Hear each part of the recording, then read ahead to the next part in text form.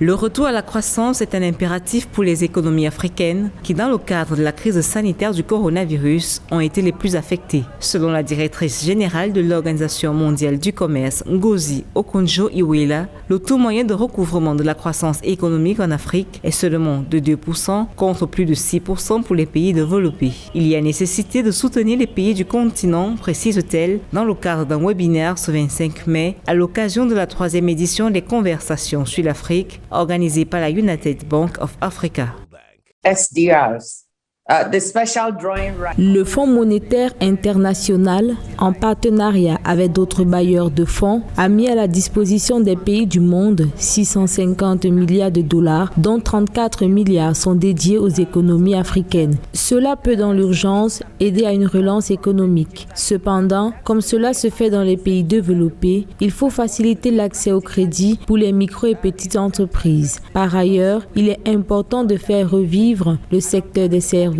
Certains pays ont misé sur le tourisme, d'autres sur la logistique. Il faut pouvoir relancer ces secteurs et également diversifier les économies sur le continent pour éviter les crises suite aux chutes des prix des matières premières. Dans les stratégies internes au continent, la patronne de l'OMC exalte l'approche solidaire mise en exergue dans le cadre de la lutte contre le coronavirus. Selon elle, le succès de la zone de libre-échange continentale, élément essentiel au rebond des économies africaines, dépend aussi du niveau de solidarité des pays africains. Il faut pouvoir y aller ensemble pour améliorer la circulation des personnes et des biens. Certaines régions du continent sont un exemple en matière d'intégration. Je vais citer dans ce sens l'Afrique de l'Est du président Kagame. Plusieurs éléments sont mis en œuvre, notamment avec les passeports numériques, pour faciliter la circulation aux frontières. Cela suppose bien sûr un important investissement dans les infrastructures.